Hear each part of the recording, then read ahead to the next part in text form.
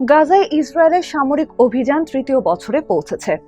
সংঘাত শুধু গাজায় সীমাবদ্ধ নেই, এর প্রভাব ছড়িয়েছে অধিকৃত পশ্চিম তীর, পূর্ব জেরুজালেম, সিরিয়া ও লেবাননেও। এই পরিস্থিতিতে বিশ্বশক্তি ও আরব সরকার দুই পক্ষই মূলত উদ্বেগ প্রকাশ, মানবিক সহায়তা পাঠানো এবং জাতিসংঘের বৈঠকে আহ্বানের মধ্যেই সীমাবদ্ধ থেকেছে। অনেকের চোখে কার্যকর পদক্ষেপের চেয়ে প্রতীকী উদ্যোগই বেশি, বিশেষ করে আরব লীগ, যে সংগঠনটি আরব বিশ্বের অভিন্ন স্বার্থ রক্ষার দাবি করে, সেটিও কঠোর কোনো সম্মিলিত পদক্ষেপ নিতে পারেনি।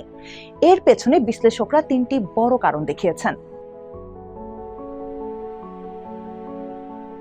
প্রথম বিশ্বযুদ্ধের পর গড়ে ওঠা অধিকাংশ আরব রাষ্ট্রের রাজনৈতিক কাঠামো এমনভাবে তৈরি হয়েছিল যেখানে স্থানীয় জনগণের আকাঙ্ক্ষার পাশাপাশি বিদেশি শক্তির স্বার্থ গুরুত্বপূর্ণ ভূমিকা রেখেছিল। ফলে এই রাষ্ট্রগুলো কখনোই পুরোপুরি স্বাধীন ও আত্মনির্ভরশীল শক্তিতে পরিণত হতে পারেনি। বিশ্লেষকদের মতে এই কারণে ইরান বা তুরস্কের মতো দেশগুলোর তুলনায় অনেক আরব রাষ্ট্র তাদের ভৌগোলিক, মানব সম্পদ ও প্রাকৃতিক সম্পদকে কাজে লাগিয়ে একই ধরনের কৌশলগত শক্তি অর্জন করতে পারেনি। এমনকি জ্বালানি সমৃদ্ধ অনেক আরব দেশও অর্থনীতি, প্রতিরক্ষা, প্রযুক্তি এবং নিরাপত্তার জন্য যুক্তরাষ্ট্র সহ বিভিন্ন অনারব শক্তির উপর নির্ভরশীল। এই নির্ভরশীলতা তাদের স্বাধীনভাবে সিদ্ধান্ত নেয়ার সক্ষমতা কমিয়ে দিয়েছে। ফলে যুক্তরাষ্ট্র বা ইসরায়েলের মতো শক্তির বিরুদ্ধে সরাসরি অবস্থান নেয়ার রাজনৈতিক ও অর্থনৈতিক মূল্য অনেক বেশি। মধ্যপ্রাচ্যের দিকে তাকালেই দেখা যায় ফিলিস্তিন, Syria, Lebanon, Iraq, Yemen, Somalia ও সুদানের মতো বহু দেশ দীর্ঘদিন ধরে যুদ্ধ, রাজনৈতিক সংকট ও অর্থনৈতিক অস্থিরতার মধ্যে রয়েছে। বিশ্লেষকদের মতে এই অভিজ্ঞতা অন্য আরব সরকারগুলোর জন্য এক ধরনের সতর্কবার্তা। গত কয়েক দশক ধরে যুক্তরাষ্ট্র, যুক্তরাজ্য, ফ্রান্স, রাশিয়া এবং সাম্প্রতিক সময়ে ইরান, ইসরায়েল ও তুরস্ক বিভিন্ন আঞ্চলিক ও বৈশ্বিক শক্তি আরব অঞ্চলের নিরাপত্তা ও রাজনীতিতে বড় প্রভাব রেখে এসেছে। বিশেষ করে যুক্তরাষ্ট্র পানি, খাদ্য, জ্বালানি, পরিবহন, প্রযুক্তি, ঋণ, আন্তর্জাতিক আর্থিক সহায়তা ও সামরিক সহযোগিতার মতো গুরুত্বপূর্ণ খাতে বিস্তৃত প্রভাব বজায় রেখেছে। বিশ্বব্যাংক, জাতিসংঘ, ন্যাটো এবং আন্তর্জাতিক মুদ্রা তহবিলের মতো আন্তর্জাতিক প্রতিষ্ঠানের পাশাপাশি বৈশ্বিক ব্যাংকিং ব্যবস্থার মাধ্যমেও এই প্রভাব কাজ করে।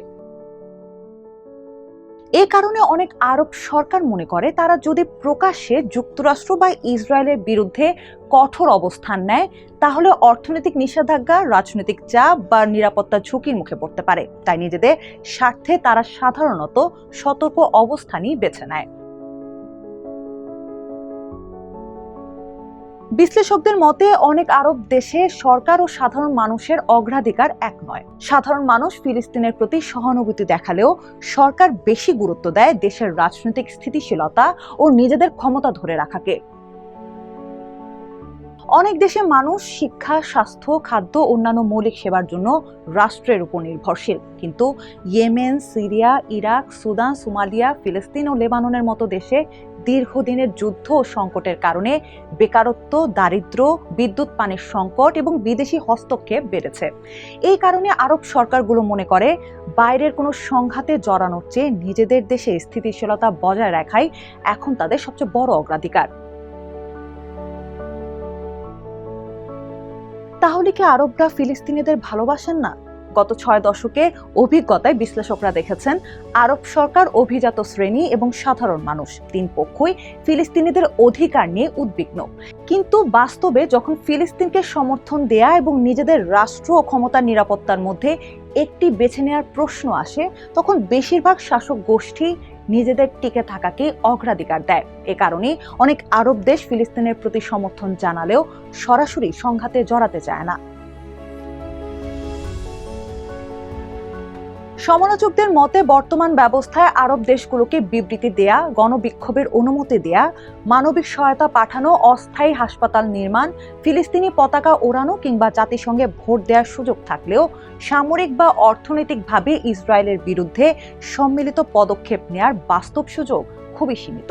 যখনই কোনো রাষ্ট্র বা গোষ্ঠী এমন পদক্ষেপ নেওয়ার চেষ্টা করে, তখন তাদের বিরুদ্ধে সামরিক হামলা, অর্থনৈতিক নিষেধাজ্ঞা কিংবা অন্যান্য কঠোর ব্যবস্থা নেওয়ার ঝুঁকি তৈরি হয়। তাই অনেক সরকার কঠোর অবস্থান নিতে চায় না। আরব লীগের আরেকটি বড় সীমাবদ্ধতা হলো, গুরুত্বপূর্ণ সিদ্ধান্ত নিতে সদস্য দেশগুলোর প্রায় সবার সম্মতি প্রয়োজন হয়। তাই ডাক বা বিমান চলাচলের মতো কারিগরি বিষয় ছাড়া বড় রাজনৈতিক ইস্যুতে একমত হওয়া অনেক সময় কঠিন হয়ে পড়ে। এছাড়া 1979 সালের পর থেকে অনেক আরব দেশ ইরানকে নিজেদের নিরাপত্তার জন্য বড় হুমকি মনে করে। তাই তারা ইরানের ঘনিষ্ঠ হামাস, হিজবুল্লাহ বা ইয়েমেনের হুতিরা আরো শক্তিশালী হোক, সেটিও তারা চায় না। এই কারণেই আরব বিশ্বের ঐক্যবদ্ধ অবস্থান নেওয়া কঠিন হয়ে পড়ে।